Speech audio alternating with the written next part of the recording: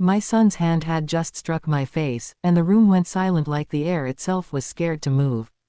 My cheek burned, my heart hammered, and I tasted shock more than pain.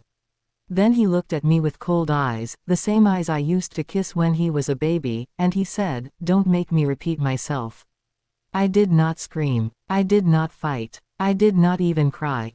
I only held the edge of the kitchen counter so my knees would not give out.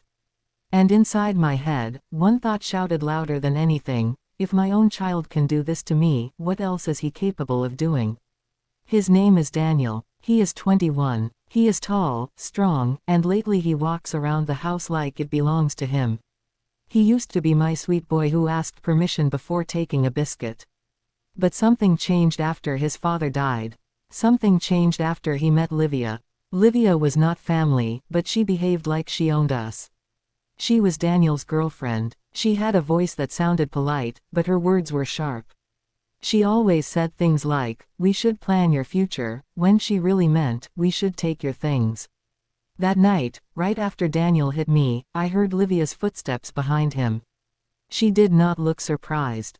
She did not look scared. She looked satisfied, like a problem had been solved. "Good," she said quietly, as if she was praising a dog that finally obeyed. "Now she understands." Daniel breathed hard, like he was angry at me for making him angry.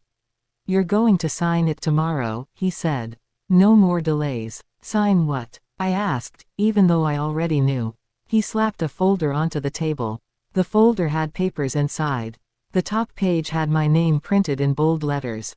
I could read some of the words, because I have always been careful with documents.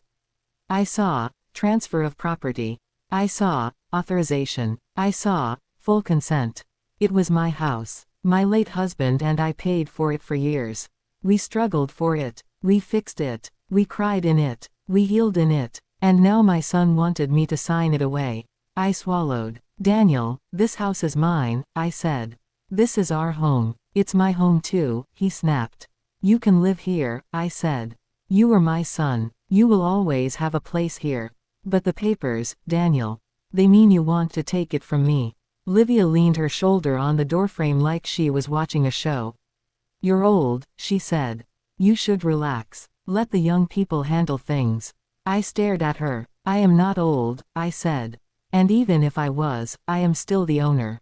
Daniel's jaw tightened. "You always think you're smarter," he said. "You always act like you control everything." I wanted to say, "I am your mother. I raised you. I kept you safe. I cleaned your wounds. I fed you when you were hungry. I loved you when you did not deserve it." But I could feel something dangerous in him. Not just anger. Something worse. I tried to keep my voice calm. "Daniel, I will not sign anything tonight. We can talk tomorrow when we are calm." That was when he hit me. Not hard enough to break bones. But hard enough to break trust. And then he walked away, as if he had done nothing wrong. I slept that night with my bedroom door locked. I put a chair under the handle. My hands shook so badly I could not even hold my phone straight. I thought about calling the police. Then I thought about what people would say. I thought about how Daniel would hate me. I thought about how I had no proof. And then I thought about something else. I thought about my husband, Robert, and the way he used to say, "Mara, being kind does not mean being weak. And staying quiet does not mean you are safe." My name is Mara. By morning, my cheek was still sore. My heart was still sore too, in a deeper place. But I stood up, washed my face, and went into the kitchen. I cooked. I cooked like I was preparing for a holiday. I cooked rice that smelled warm and sweet. I cooked stew that bubbled softly. I baked bread. I prepared meat, vegetables, and dessert. I set the table with our best plates. I even polished the spoons, the way my mother taught me. When Daniel came into the kitchen, he stopped and blinked like he could not believe what he was seeing. "What is all this?" he asked. "A meal," I said simply. He sat down, relaxed for the first time in weeks. He smiled like a king. And then he said the words that cut me more than his hand had. "You finally learned," he said. Then the front door opened. Daniel turned his head. And his smile disappeared, because the person who walked into my dining room was not a friend. It was a man in a dark suit with a calm face, carrying a briefcase. Daniel stood up so fast his chair scraped the floor. What is he doing here? He demanded. I kept my voice steady. He is here because I invited him. The man looked at Daniel and then at me. Mrs. Mara, he said politely. Thank you for calling me so early. Daniel's eyes darted to Livia, who had just come into the room. She looked confused for the first time. And that was when Daniel realized something. This feast was not a peace offering. It was a trap. What did you do? Daniel whispered, his voice suddenly small. I folded my napkin slowly. I did what I should have done the moment I felt afraid, I said. I stopped staying silent. Daniel stared at the man in the suit, and the fear in his eyes grew. Because the man was not just any visitor. He was my lawyer. And he did not come alone. Behind him, another person stepped in. Someone Daniel never expected to see again. And Daniel's face went pale as paper. Let me tell you how we got here, because nothing like this happens in one day. It happens in small steps. It happens when you ignore tiny warnings. It happens when you keep saying, it will get better, even while it gets worse. After my husband Robert died, I tried to keep life normal. Robert was a kind man, but he was also the strong wall of our home. When he died, it felt like the roof had lost its support. I was grieving, Daniel was grieving, and grief makes people act strange. In the first months, Daniel was quiet. He stayed in his room. He avoided me. Then he started going out late. Then he started coming home with Livia. At first, I was grateful he had company. I thought Livia was helping him smile again. But slowly, I noticed the way she spoke to him. She did not comfort him. She pushed him. She would say things like, your mother doesn't understand you, and, you deserve more than this small life, and, if you want a future, you need control.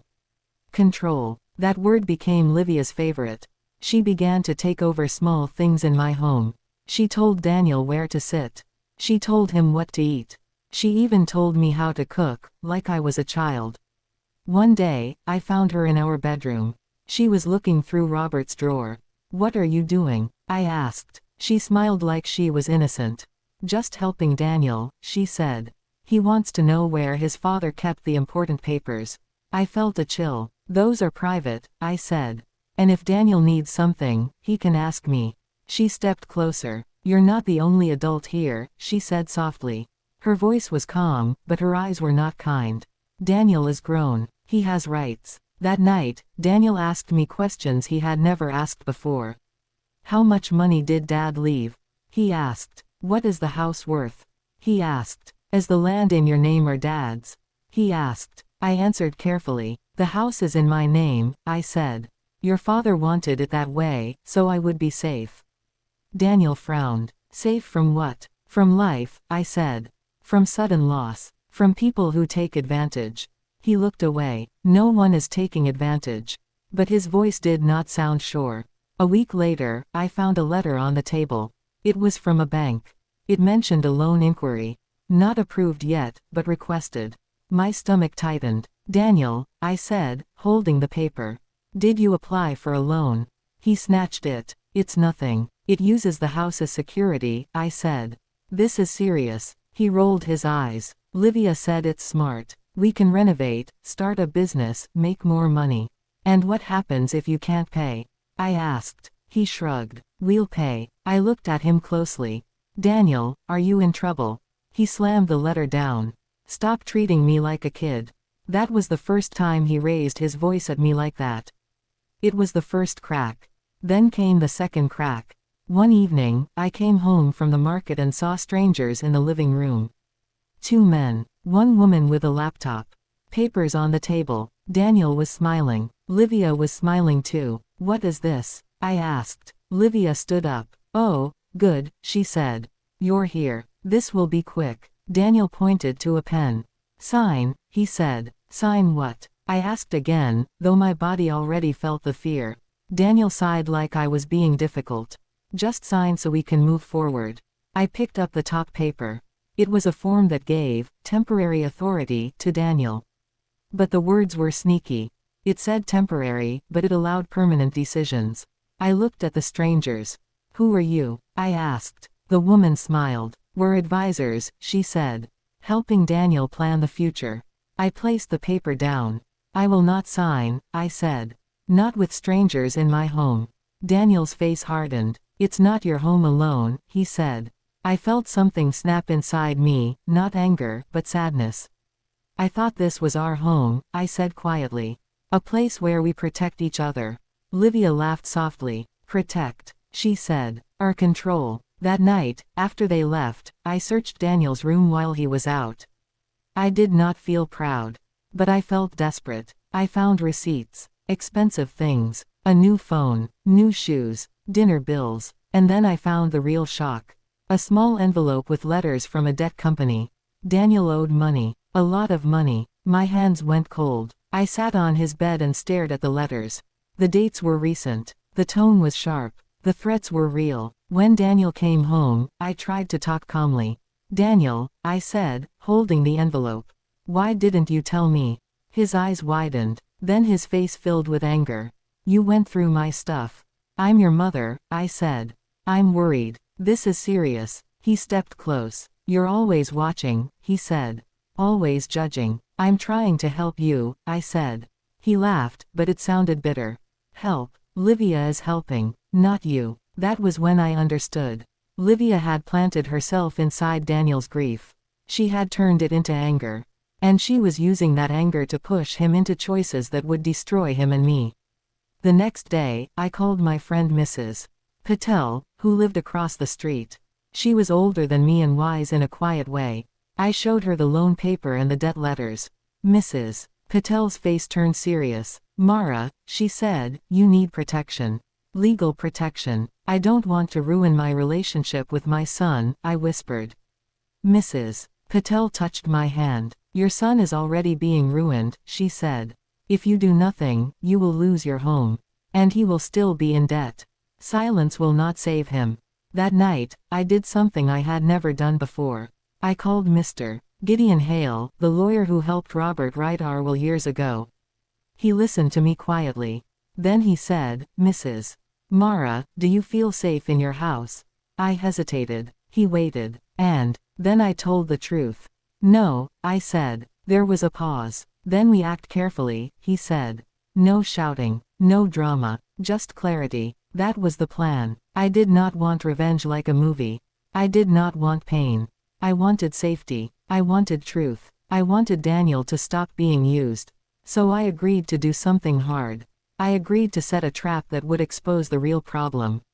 But I did not know how far Livia and Daniel had already gone. Because while I was planning, they were planning too. And the next morning, before the feast, I found something in my mailbox that made my stomach drop. A court notice. Someone had filed a request claiming I was not mentally fit to manage my property. They wanted the court to give Daniel control. The paper shook in my hands. Because it meant Daniel and Livia were not just pressuring me. They were trying to take everything legally. And if I stayed silent, I would lose. I looked at the notice. Then I looked at my swollen cheek in the mirror. And I realized the worst truth of all. My son was not only betraying me. He was being trained to do it. And the feast I was about to cook might be my last chance to stop it. That is why I cooked. That is why I smiled gently while my heart was shaking. That is why I placed plates on the table like I was preparing a celebration. Because I needed Daniel and Livia to believe they had won. If they believed they had won, they would relax. And people reveal the truth when they feel safe. Mr. Hale told me the steps clearly, in plain words. First, he said, you do not sign anything. Second, he said, you gather evidence. Third, he said, you make sure you are not alone. Evidence. That word mattered. Not feelings. Not memories. Evidence. So I began to gather it. I took photos of the loan inquiry. I kept the debt letters. I saved messages from Daniel where he threatened me, even if the words were not obvious. I wrote down dates and times of every strange meeting in my living room. Then I did the hardest part. I asked for help. I called my brother, Uncle Samuel, who lived 2 hours away. He had always been firm and fair. Daniel respected him when he was younger. Samuel, I said, I need you to come tomorrow morning. Please, it's important. What happened? He asked. I almost said, nothing. That is what silence does. It tries to protect the problem. But I told him the truth. Daniel hit me, I said quietly. There was a long pause. Then Samuel's voice changed. I'm coming, he said. And then I called someone else. My neighbor Mrs. Patel. And then Mr. Hale said, I will come too. And I will bring a colleague who handles protective orders, just in case. A protective order. I hated the idea. It felt like admitting I had failed as a mother. But Mr. Hale explained something important. Mrs. Mara, he said, being a mother does not mean accepting harm. Your son is an adult. And right now, he is making adult choices. The law exists to protect you. That night, Daniel and Livia acted normal. Too normal. They laughed. They watched a show in the living room. Livia even offered me tea, like we were friends. It scared me more than anger would have. Because it meant she was confident. Confident people do not pretend unless they are hiding something. In the morning, I woke up early. My cheek was still tender, but I kept my face calm. I cooked. I set the table. I made everything look peaceful. Daniel came in first, sleepy, rubbing his eyes. He stopped when he saw the food. What's this? He asked, surprised. I thought we should talk calmly, I said. You said tomorrow. So let's do tomorrow in a better way. He smiled, proud of himself. That was when he said, you finally learned. Livia walked in behind him. She looked at the table. And nodded, as if this was exactly what she expected. Good, she said again. This is mature. Then the doorbell rang. Daniel frowned. Who's that? He asked. I walked to the door, opened it, and stepped aside. Mr. Hale entered first, calm and professional. Then Uncle Samuel. Then Mrs. Patel. Daniel's smile fell. His eyes moved quickly, like an animal trapped. What is this? He demanded. I did not raise my voice. This is support, I said. This is protection. This is me not being alone. Livia stepped forward. This is ridiculous, she said sharply. You're trying to embarrass him. Uncle Samuel looked at Daniel with disappointment. Did you hit your mother? He asked directly. Daniel's mouth opened, then closed. Livia jumped in. He didn't mean to, she said quickly. She pushed him. She provoked him. She's dramatic. Mr. Hale lifted a hand gently. We are not here to argue, he said. We are here to make the situation clear. Daniel's face turned red. Get out, he shouted. This is my house too. Mr. Hale's voice stayed calm. It is not your house legally, he said. Not unless Mrs. Mara signs it away. And she will not. I could see Daniel's breathing change. His shoulders tightened. He looked at me like I was his enemy. After everything, he said, voice shaking, you bring strangers into our home. They are not strangers, I said. Samuel is your uncle. Mrs. Patel is our neighbor. Mr. Hale is our lawyer. They are here because I was afraid. That word, afraid, hung in the air like smoke. Daniel looked away for a second. For the smallest moment, I saw something in him. Not cruelty, panic. Then Livia grabbed his arm and squeezed. Don't listen, she whispered loudly enough for me to hear.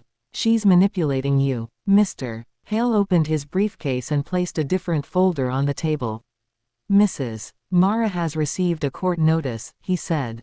Someone filed a request claiming she is not mentally fit. Livia's eyes widened, just for a flash. Daniel froze. I stared at my son. Daniel, I said softly, did you file that? He swallowed. It was Livia's idea, he whispered. Livia snapped her head toward him. Daniel, she hissed. Uncle Samuel's voice grew firm. So you were going to tell a court your mother is not fit, just so you can take her home. Daniel's eyes filled with tears, but anger held them back. I needed to, he said. You don't understand. We needed money. I leaned forward. Why? I asked. Tell the truth. Daniel clenched his fists. I owe people, he said. Real people. Dangerous people. Livia said this was the only way. My stomach dropped. Who do you owe? I asked. He looked at Livia, and she shook her head fast. Don't, she mouthed. Mr. Hale spoke evenly. Daniel, he said, if someone is threatening you, we can address it legally. But forcing your mother to sign property documents is a crime. Livia stepped forward and slapped the table. Stop calling it forcing, she said. She's his mother. She should help him. Mrs. Patel's voice was quiet but sharp. Help is not the same as stealing, she said. Livia glared at her. Then she turned to me, eyes cold. If you don't sign, she said, you'll regret it. My chest tightened. Is that a threat? I asked. Livia smiled. Call it a warning. And then Daniel said something that made everyone go still. She already knows, he said, voice low. I stared at him. Knows what? Daniel swallowed hard. The papers, he said. They're not just about the house. Mr. Hale narrowed his eyes. Explain. Daniel's voice shook. There's insurance, he said. My dad's policy. Livia found out. It's still in an account. We tried to access it but we couldn't without more authority. I felt dizzy. Your father's insurance money. I whispered. That money was for my retirement, for emergencies. Livia lifted her chin. It should be for Daniel's future, she said. Uncle Samuel stepped closer to her. You are not family, he said. And you are talking like a thief. Livia's eyes flashed with anger. I'm the only one trying to save him, she snapped. You don't know what he's in. Mr. Hale held up a hand. Enough, he said. We have enough here to take action today. Mrs. Mara can file for protection, and we can notify the court about this coercion. Daniel's face twisted in fear. No, he said. If you do that, they'll come for me. Who? I asked again. Who is they? Daniel opened his mouth to answer. But before he could, the front door slammed open. A man I did not recognize stepped inside, wearing a heavy jacket and a hard smile. Another man followed him. They did not look like neighbors. They looked like trouble. The first man pointed at Daniel. There you are, he said. We've been calling you. Daniel's face went white, and the man's eyes moved to the feast on the table, then to Mr. Hale's suit, then to Uncle Samuel's firm stance. His smile faded. What kind of meeting is this? He asked slowly. Livia's voice turned sweet like honey. Oh, she said, it's nothing. Just family. But the stranger did not believe her. He stepped further into the room and said, Daniel owes us. And today is payday. My heart pounded. Because now the danger was not only inside my home. It was standing in my dining room. For a moment, no one spoke. Even the stew bubbling on the stove sounded too loud. Mr. Hale moved slightly in front of me, not touching me, but placing himself between me and the men. Uncle Samuel did the same, like an older brother protecting his sister. The stranger looked around. Who are you people? He asked. Mr. Hale's voice was calm. My name is Gideon Hale. I am legal counsel, he said. This home belongs to Mrs. Mara. You are trespassing. The man laughed. Legal counsel, he said. This is not a courtroom. Mr. Hale did not flinch. The law follows you everywhere, he replied.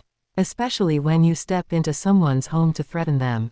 Daniel's hands shook. Please, he whispered to the stranger. Not here. The stranger tilted his head. Not here, he repeated. Then where? We've been patient. You promised you'd pay after you got the property papers signed. My eyes snapped to Daniel. So it was true. The plan was not just Livia's idea. Daniel had already promised something. Uncle Samuel's voice was deep. Daniel, he said, what have you done? Daniel's eyes filled with tears now. I messed up, he said. I messed up bad. Livia stepped forward quickly. This is unfair, she said. He was desperate. The stranger looked at her and smirked. Desperate people make promises, he said. And promises get collected. Mrs. Patel pulled her phone out quietly. She looked at me. Her eyes asked a question without words. Should I call for help? I nodded once, small and firm. Mrs. Patel stepped back and dialed. The stranger noticed and pointed. Hey, he said. No calls. Mr. Hale's voice sharpened. Do not approach her, he said. If you do, you will add a criminal charge to your list.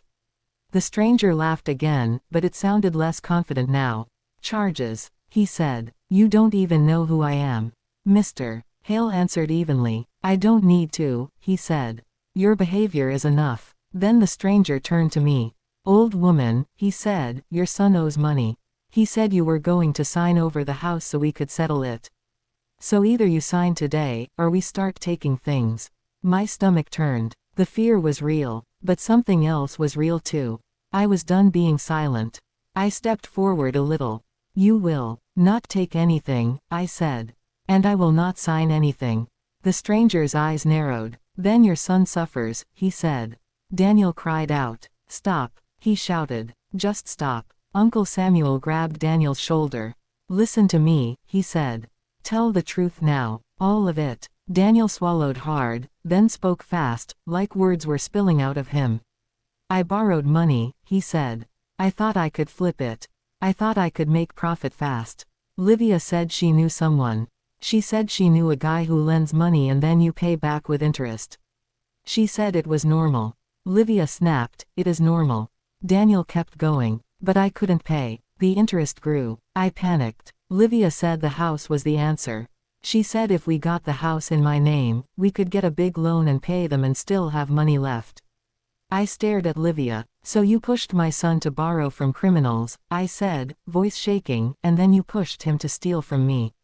Livia's eyes flashed. I pushed him to survive, she said. You think love pays bills? Love doesn't pay bills, Mr. Hale spoke clearly. Mrs. Mara, he said, this is precisely why we called witnesses. You are hearing coercion, intimidation, and a criminal scheme stated out loud. The stranger's smile vanished completely. Witnesses, he repeated. Sirens sounded faintly in the distance.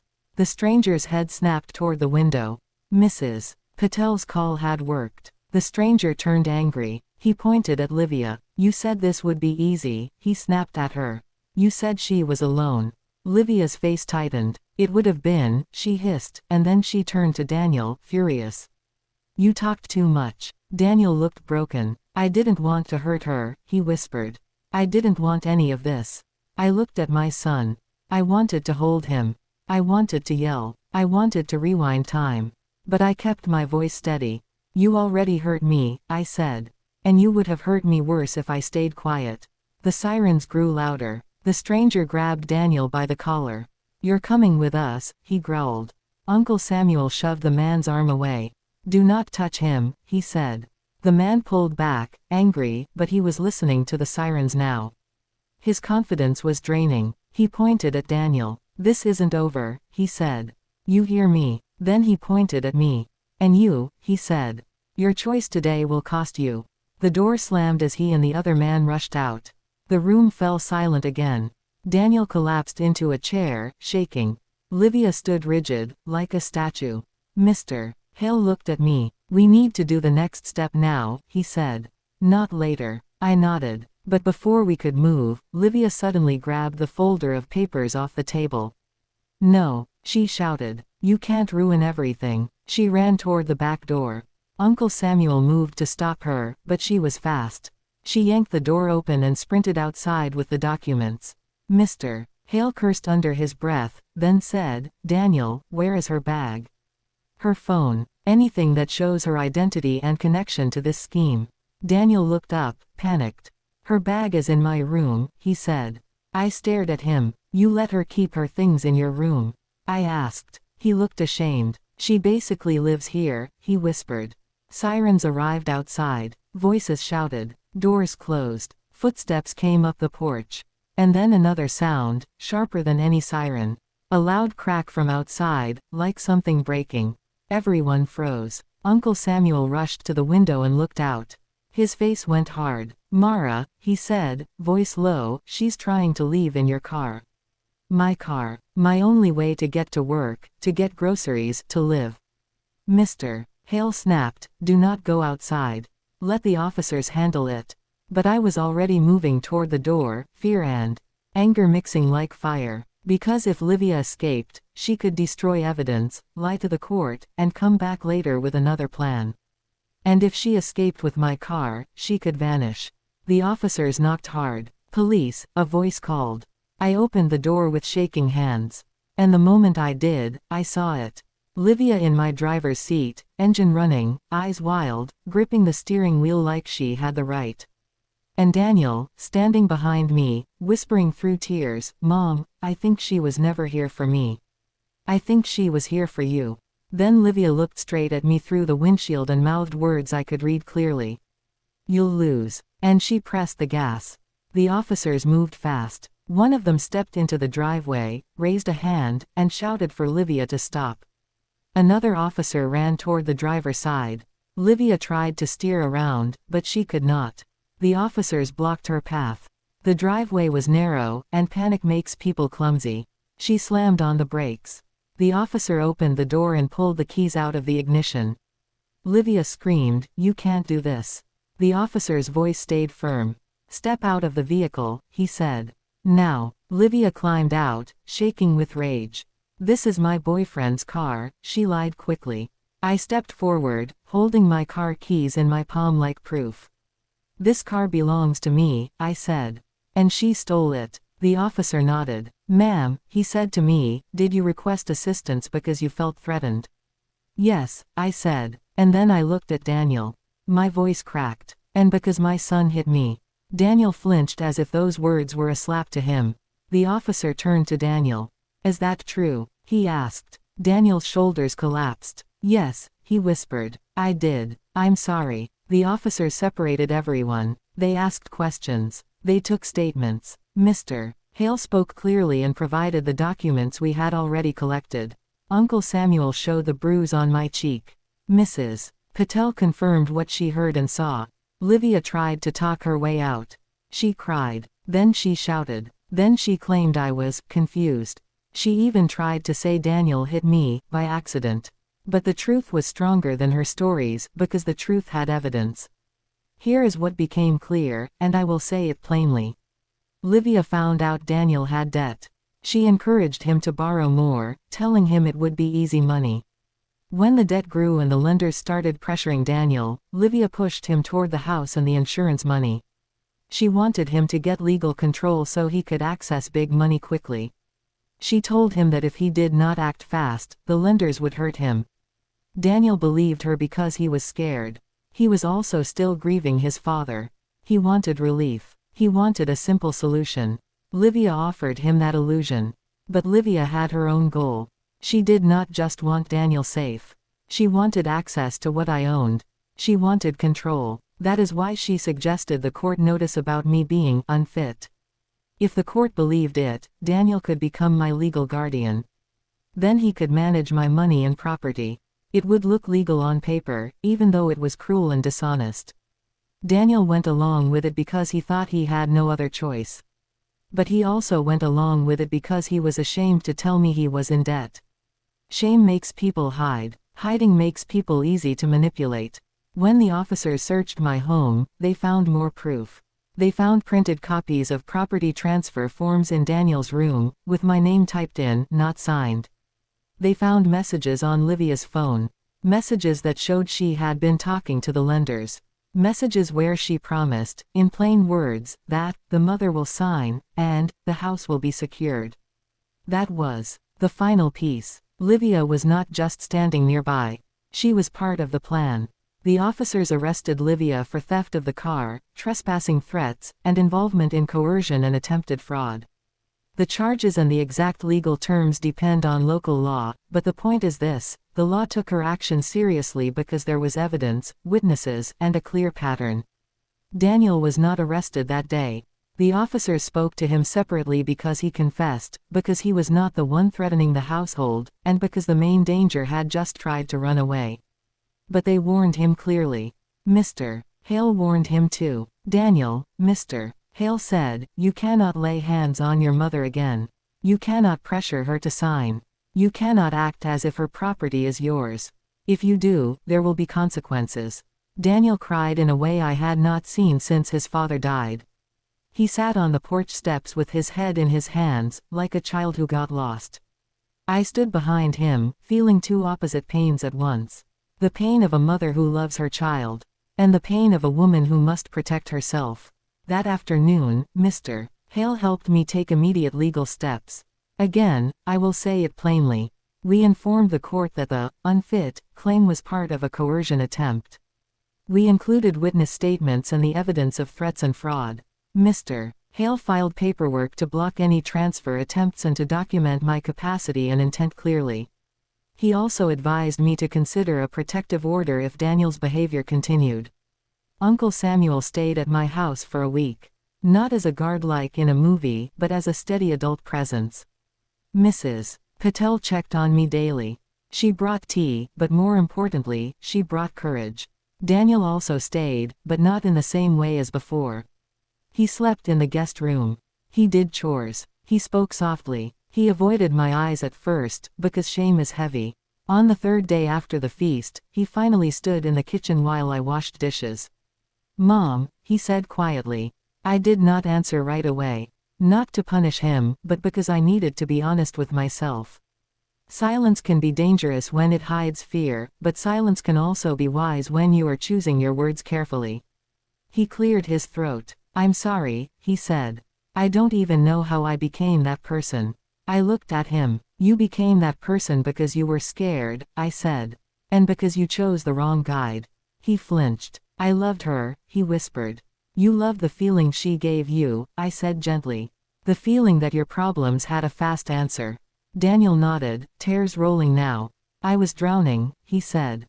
"And she told me to grab the house like it was a life jacket." I set a plate down and faced him. "Daniel," I said, "a life jacket is not stolen from your mother. And a strong man does not hit the person who raised him." He covered his face. "I know," he whispered. "I hate myself for it." I took a slow breath. "Hate is not enough," I said. "You need change." So we made a plan, not a fantasy plan, but a real one. Daniel agreed to speak with a counselor provided through a community program. He also agreed to meet with a financial advisor recommended by Uncle Samuel. They listed his debts clearly. They contacted the lenders legally, with guidance, and set a repayment structure. Some of it was painful. He had to sell things he bought. He had to take an extra job. He had to admit he was wrong. It was not quick. It was not easy, but it was real, and that is what saved him. As for me, I changed too. I learned a lesson that hurt to learn. Silence is not always peace. Sometimes silence is permission. I had stayed quiet because I wanted to keep my family together. But staying quiet almost destroyed me. It almost handed my home to people who did not care about me. It almost taught my son that violence works. The feast was not about revenge like hurting someone back. The feast was about revealing the truth. It was about putting light in a room where darkness was growing. Months later, the court dismissed the unfit request because it was unsupported and clearly tied to coercion. Livia faced legal consequences. Daniel stopped seeing her completely.